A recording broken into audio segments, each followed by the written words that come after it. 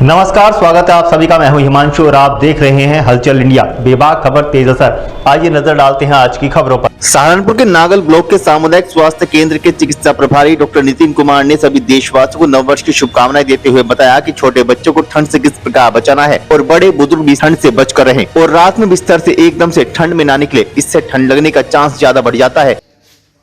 आज नए वर्ष का आगाज हुआ है और इस नए वर्ष के आगाज में चूंकि सर्दियां बहुत हैं और आप ये देख रहे होंगे कि लगभग हर जनपद में जिलाधिकारी द्वारा या जिला विद्यालय निरीक्षक द्वारा बच्चों की छुट्टियों का अवकाश घोषित कर दिया गया। हम लोग अभी सामुदायिक स्वास्थ्य केंद्र नागल में हैं। हमारे बीच में बातचीत करने के लिए हैं यहाँ के प्रभारी डॉक्टर नितिन जी। डॉक्टर नितिन जी, आपका स्वागत है और आपको नववर्ष की हार्दिक शुभकामनाएं। आपको भी। इतनी ठंड में छोटे बच्चों को कैसे बचाव के क्या तरीके हैं, ये आपके द्वारा बताएं। जी, सबसे पहले तो मैं ये कहना चाहता हूँ कि जैसे अब शीतलहर का टाइम चल रहा है तो आप इसमें बच्चों को कवर करके रखें, बहुत गर्म कपड़े पहनाएं और साथ साथ बच्चों को थोड़ा नॉर्मल पानी, गुनगुने पानी से नहलाएं भी, जिससे कि इन्फेक्शन ना हो, क्योंकि बच्चे जैसे नहाते नहीं हैं उसकी वजह से बच्चों में इन्फेक्शन शुरू हो जाता है। तो ठंड के मौसम में जैसे हमारे जो इम्यूनिटी है बच्चों की और बड़ों की भी इम्यूनिटी थोड़ी डाउन हो जाती है। इसी वजह से आप उन सबको बच्चों को थोड़ा कवर करके रखें और पूरे आस्तीन की स्वेटर या जो शर्ट्स होती है, जैकेट्स होती हैं बच्चों की, उनको कवर करके रखें, इससे बच्चों की सेफ्टी होगी। कई बार पेरेंट्स ये सोचता है कि अभिभावक ये सोचता है, माता पिता ये सोचते हैं कि छोटा बच्चा है और ठंड है और ये घर पर ही है तो इसे 3-4 दिन ना नहलाएं तो ये ठीक रहेगा। तो इसके लिए क्या रहता है? नहीं, ऐसा है कि जैसे बच्चे को 2 दिन तो मैक्सिमम, चलो 2 दिन नहीं नहला सकते, मगर ऐसा नहीं है कि आप उसको नहलाओ ना। उससे क्या होता है, बच्चे की जैसे हमारी रोज की गंदगी होती है, घर में भी, एनवायरनमेंट में भी बहुत बैक्टीरिया होते हैं, तो वो बच्चे को साफ करना बहुत जरूरी होता है और उसमें तीसरे दिन बच्चे को जरूर नहलाना चाहिए। जी अच्छा, जैसे देखा जाता है कि सर्दियों में ज्यादा कपड़े पहनने से शरीर में ना खुश्की आ जाती है, तो उस खुश्की को दूर करने के लिए क्या बच्चों को किस तरह की क्या चीजें हैं? उसके लिए बच्चों को जैसे नहलाते हैं उसके तुरंत बाद बच्चों को तेल से मालिश करनी चाहिए। मॉइस्चराइजर बहुत सारे आते हैं, वो भी लगा सकते हैं, मगर घर में बस ये रखना चाहिए कि जैसे हीटर वीटर का इस्तेमाल कम करना चाहिए। उससे क्या होता है, स्किन जो हमारी सूखने लग जाती है, ड्राई हो जाती है। तो उससे बचने के लिए आप मॉइस्चराइजर जरूर यूज करें, या घर में तेल सबके नॉर्मल सबके घर में होता है तो आप सरसों का तेल लगा सकते हैं। घर में जो बड़े बुजुर्ग हैं उनके लिए, और जो खास तौर से बताते हैं कि हार्ट के जो पेशेंट होते हैं, क्या उनको भी ठंड में कुछ प्रॉब्लम आती है? जी हाँ, जैसे कि बुजुर्गों में अधिकतर ये होता है कि इस टाइम पे जैसे सांस लेने में बहुत दिक्कतें होती हैं। तो उसमें ये होता है कि जैसे कोई भी रात में सोते रहते हैं तो उसमें मौसम का, जो रूम का टेम्परेचर मेंटेन रहना चाहिए, और जैसे आप रजाई में सोते हैं तो उसमें आदमी को तुरंत नहीं उठना चाहिए रजाई से। उससे क्या होता है, हमारे जैसे पहले तो बॉडी वार्म रहती है और जैसे ही एनवायरनमेंट में ठंडे में उसमें आते हैं तो सांस लेने की दिक्कत और जैसे हार्ट अटैक की दिक्कत बढ़ जाती है। उससे बचने के लिए आप ये है कि जैसे आप बेड से उठते हैं तो थोड़ी 5 मिनट बैठे रहें रजाई से निकल कर, उसके बाद एक साथ बाद में खड़े हों, एक साथ नहीं खड़े होना। तो आप देख सकते हैं कि हमारे बीच में थे डॉक्टर नितिन जी। नितिन जी ने बताया कि किस प्रकार बच्चों को भी ठंड से बचाया जाए और नहाना भी आवश्यक है। 1 या 2 दिन का गैप कर सकते हैं, और अगर बॉडी पर खुश्की हो जाती है तो उसमें हम जो हमारे घर में सरसों का तेल है या नारियल का तेल है या डिफरेंट टाइप के मॉइस्चराइजर हैं उनको यूज कर सकते हैं। साथ ही बड़े बुजुर्ग भी ठंड से बचे रहें, और ठंड में अगर किसी भी बाहर निकलना होता है तो एकदम से बाहर ना निकलें, क्योंकि हम लोग अंदर से गर्म रहते हैं और बाहर एकदम कोल्ड हो जाता है। इन्हीं सभी चीजों से साथ इस नए साल का आगाज और डॉक्टर साहब के द्वारा ये प्रिकॉशन दिए गए, सभी लोग इनको समझें और इन पर अपना अमल करें। डॉक्टर नितिन कुमार, और मैं अपने सामुदायिक स्वास्थ्य केंद्र और अपनी तरफ से सभी देशवासियों, प्रदेशवासियों और नागलवासियों को मेरी तरफ से हार्दिक शुभकामनाएं। आप सभी स्वस्थ रहें और मस्त रहें। वहीं खंड विकास अधिकारी देवेंद्र सिंह ने भी सभी को शुभकामनाएं देते हुए नागल क्षेत्र को स्वच्छ रखने की अपील की और सभी ग्राम प्रधानों से अपील करते हुए कहा कि जो योजनाएं गरीब लोगों के लिए चलाई जा रही हैं वो सभी पात्र लोगों को मिलनी चाहिए। अभी हम लोग जनपद सहारनपुर के नागल ब्लॉक के खंड विकास कार्यालय में हैं। हमारे बीच में खंड विकास अधिकारी देवेंद्र सिंह जी हैं। देवेंद्र सिंह जी, सर्वप्रथम तो आपको नववर्ष की हार्दिक शुभकामनाएं। आपको क्या संदेश रहेगा आपका क्षेत्रवासियों के लिए? मेरा क्षेत्रवासियों के लिए सबसे पहला यही संदेश है कि वो अपने आसपास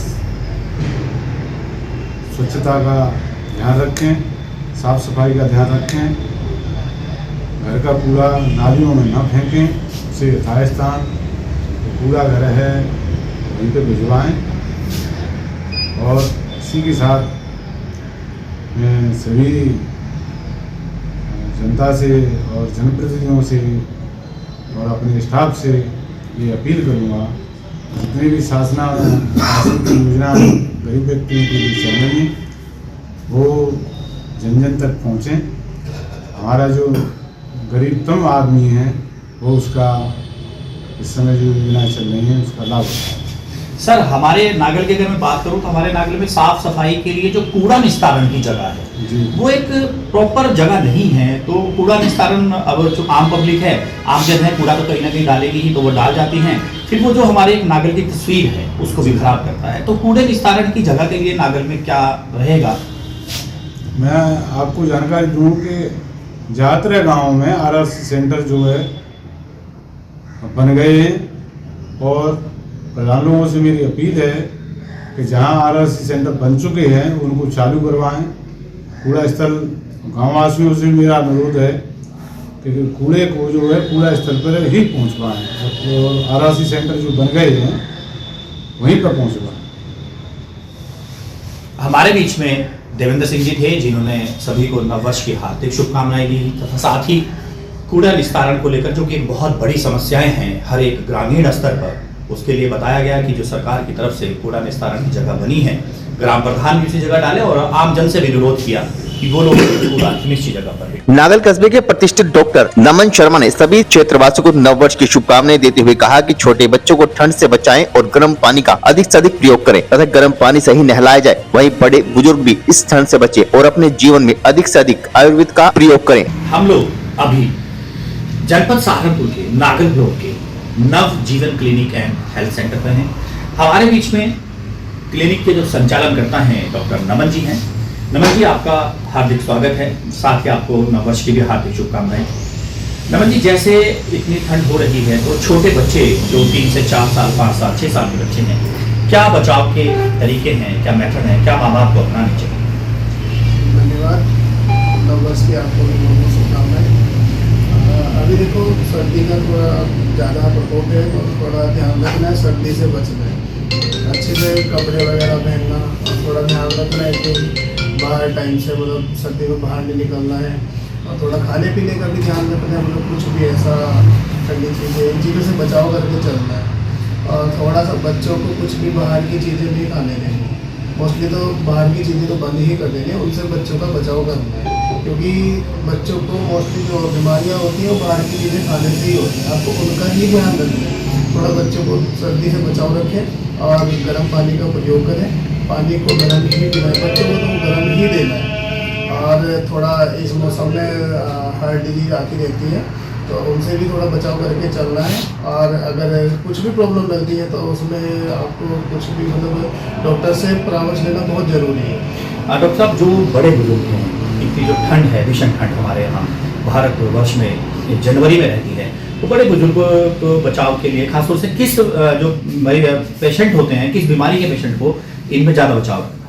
देखो इस टाइम में मोस्टली जो अस्थमा वगैरह और आपका जो हार्ट डिजीज के मतलब और डिजीज से पेशेंट रहते हैं उनको थोड़ा बचाव करके चलना होता है और जो बुजुर्ग हैं और बच्चे हैं बस उनको तो वही है कि आपको सर्दी का भी ध्यान रख के चलना है, अच्छे से कपड़े पहनना है, सर्दी में ज़्यादा बाहर नहीं निकलना है और मौसम थोड़ा सर्दी का है तो उसमें बचाव करके ही चलना है। उसमें बचाव करके चलने के बहुत सी चीज़ें होती है, जैसे आपको खाने पीने का ध्यान रखना है, आपको सर्दी के टाइम ज़्यादा बाहर ना निकल के थोड़ा आपको परहेज करना है, मोस्टली तो यही ध्यान रखना होता है। डॉक्टर साहब, जैसे सर्दियों में हमने देखा है कि अगर हम लोग भी बहुत ज़्यादा कपड़े पहन लेते हैं, कई तरह के कपड़े, तो शरीर से जो हमारी ह्यूमिडिटी है वो नमी गायब हो जाती है, खुश्की आ जाती है। उस खुश्की को कैसे कवर अप करके रखें, बच्चों को कैसे कवर अप करके रखें?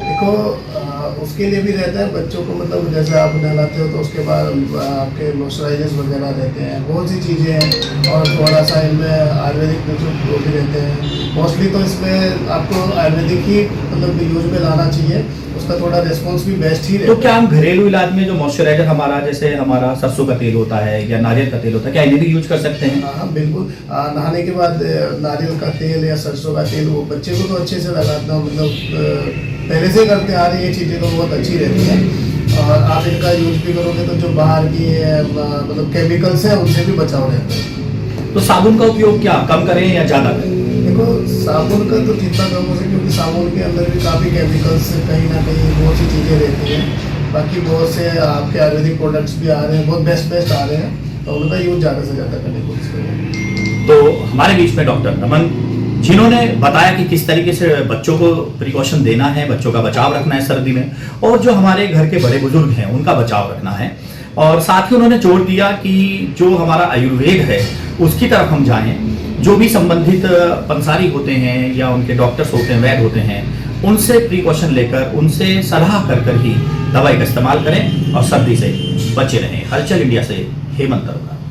वक्त हो चला है आपसे विदा लेने का। कल फिर होंगे हाजिर कुछ नई और ताज़ा खबरों के साथ। तब तक के लिए दीजिए हमें इजाजत। नमस्कार। हमारे YouTube और Facebook चैनल को फॉलो और सब्सक्राइब करना ना भूलें।